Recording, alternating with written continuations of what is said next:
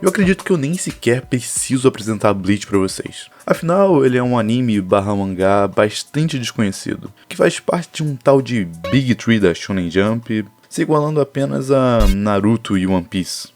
Nada demais. Brincadeiras à parte, Bleach é um fenômeno, conseguindo se consolidar muito bem no universo otaku, que voltou a ser bem falado nos últimos tempos devido ao lançamento da adaptação em anime do arco final, A Guerra Sangrenta dos Mil Anos, que está simplesmente muito maneira de se acompanhar.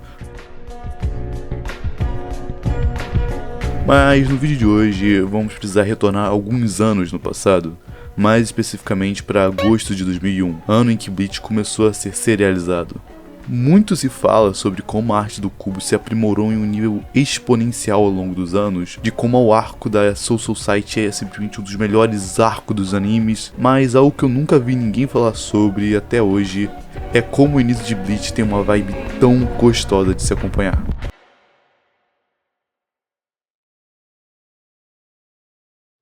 Tite Kubo começou a publicação de sua história no ano de 2001, na revista de mangás Shonen Jump.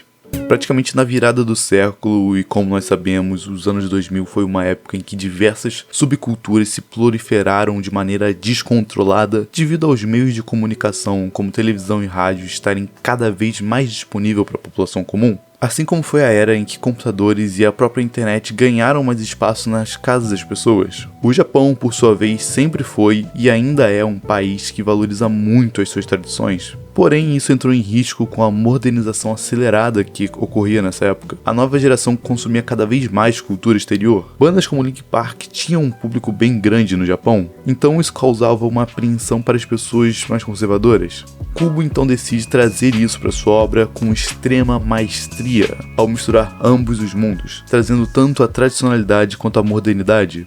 Com Ichigo, um estudante de ensino médio, descobrindo que existia um mundo espiritual oculto a qual ele desconhecia, e o mesmo decide enfrentar para proteger aqueles que ele ama. Assim misturando essa estética sobrenatural com o cenário de uma cidade grande, essa proposta se torna ainda mais nítida com a mistura de tecnologia e alguns artefatos que subvertem o que esperaríamos que um Shinigami portaria, já que os Shinigamis seguem uma estética de samurai muito tradicional, como por exemplo os Denshinkis, desculpa se eu falei esse negócio errado, esse nome é muito difícil, que são dispositivos de apoio para os Shinigamis que estão no mundo humano, que são idênticos, cara, não são só parecidos, eles são literalmente celulares flips para Shinigamis, além também do item que é simplesmente um dos meus favoritos, que é a luva que a Rukia utilizava para separar a forma espiritual do corpo do Ichigo.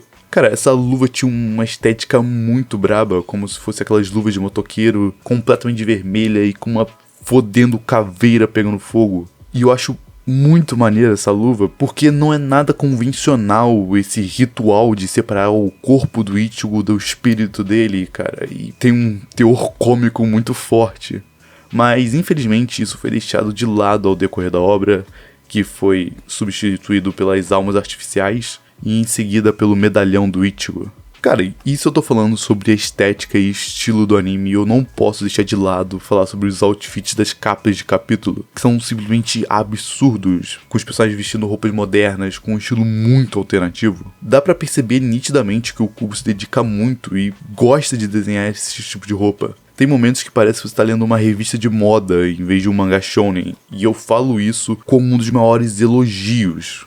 Eu te desafio, cara, te desafio mesmo a você achar uma roupa feia, cara, não, é impossível, cara. Tudo que o Kubo desenha, todas as roupas que o Kubo desenha são absurdamente lindas.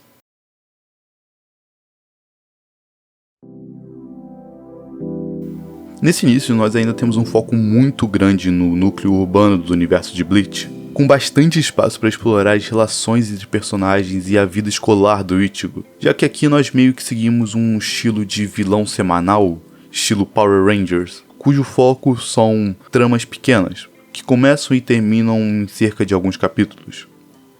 Eu sei que muita gente detesta, mas detesta mesmo esse foco no círculo de amigos e no círculo escolar do Ichigo. Mas sinceramente, na minha opinião, tudo isso só torna essa história ainda mais crível e com um ritmo muito gostoso de se acompanhar, já que nós intercalamos entre momentos mais tensos, como os confrontos contra os Hollows, para uma comédia de uma maneira muito natural. Além de eu ser um cara muito fã de histórias episódicas, e eu acho que a forma que o Kubo faz aqui é uma das minhas fórmulas favoritas. Cara, eu simplesmente amo esses momentos mais cômicos de Bleach, em que os personagens são eles mesmos e o Kubo consegue estilizar esse sentimento, essa comédia muito bem. Além de tudo, o traço dessa fase do mangá transmite pra mim muita personalidade.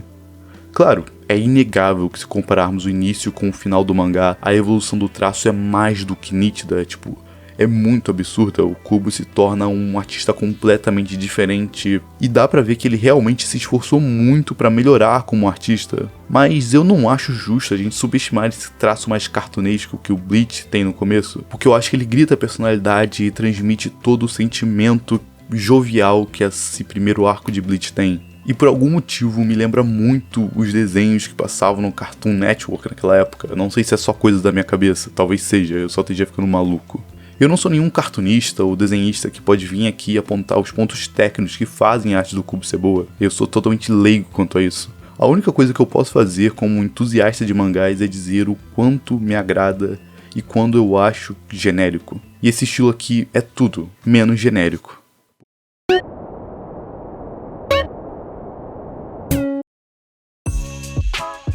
Por mais que a adaptação de Bleach tenha várias ressalvas quanto à sua qualidade, sendo os seus principais defeitos o ritmo, os fillers e algumas decisões de direção, se eles acertaram em alguma coisa, foi em capturar essa essência da dicotomia que existe no material original, onde eu acredito que isso mais se destaca é na primeira e minha favorita abertura de Bleach, chamada Asterisk, cantada pela banda Orange Rain, que eu infelizmente não posso tocar aqui porque senão o YouTube vai vir me pegar.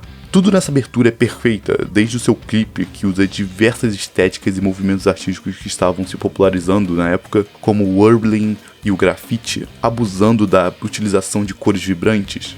Cara, eu me sinto assistindo um clipe de hip hop vendo isso aqui. A equipe de design teve todo um trabalho de transportar para o espectador como tudo o que a juventude estava passando naquele momento iria ser representado naquela obra, de uma maneira que não necessariamente dê spoilers da história, que normalmente é o que acontece, já que a maioria das aberturas de anime optam por nos mostrar pequenos fragmentos da história.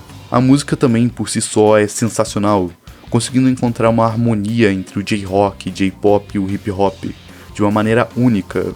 Eu mesmo já cansei de colocar essa música pra tocar na minha playlist enquanto eu tava andando na rua. E obviamente, eu não posso deixar de falar da OST de Bleach, que transmite carga sentimental muito intensa. Cara, existem diversas músicas aqui muito boas que transitam entre pop, rock, salsa, hip hop. Tudo isso dá Bleach uma personalidade que a maioria dos animes não tem. Quem aí não se arrepia quando o Ichigo tá quase perdendo e de repente começa a tocar Number One, tá ligado? É uma coisa única, é um sentimento muito único.